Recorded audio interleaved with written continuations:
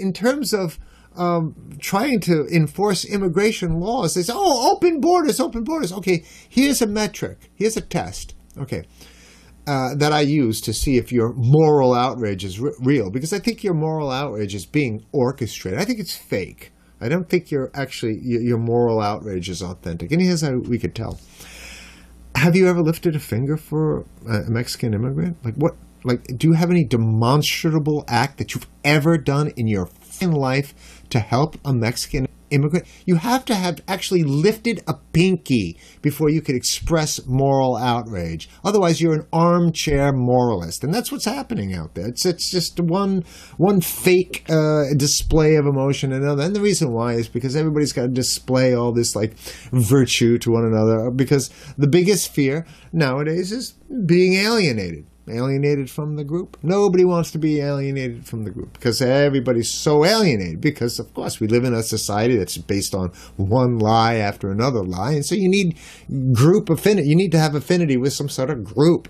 And nobody wants to be alienated out of the group. That's the fate worse than, well, it's second only to death is alienation from the group, being excluded from the group.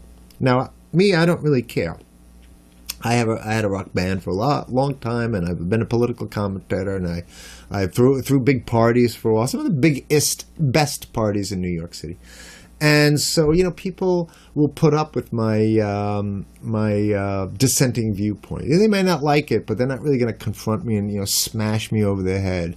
But unfortunately, there's a lot of violence now. There's a lot of people losing their friends over it. I've been banned on Facebook. I've been banned on Twitter. I've been banned on YouTube, shadow banned on YouTube.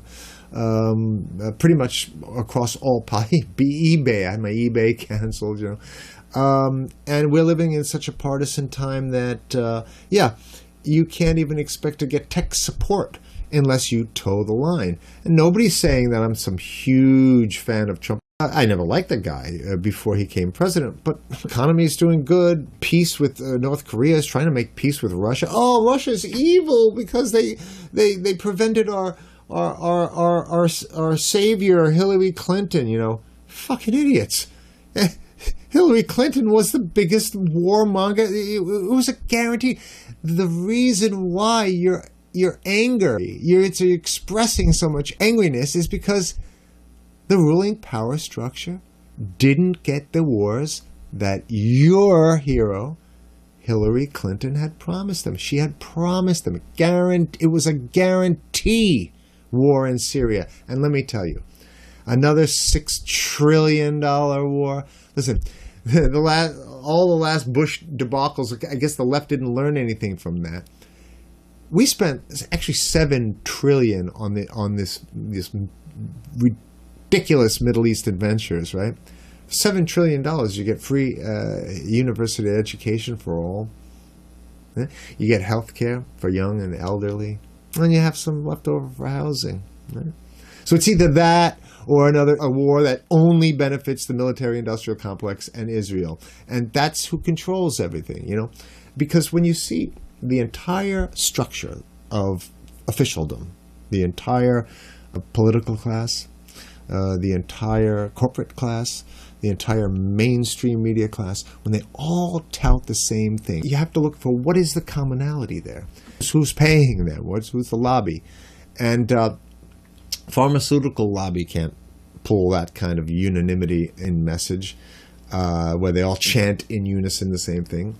The car lobby can't do it. There's people down in agricultural states that don't give a shit about the car lobby. Some congressman in Nebraska is not going to be controlled by the car lobby. They have no effect on them, really. There's only two lobbies that have the kind of ideological pull to create this sort of unified lie, and that would be the military-industrial complex in the state of Israel.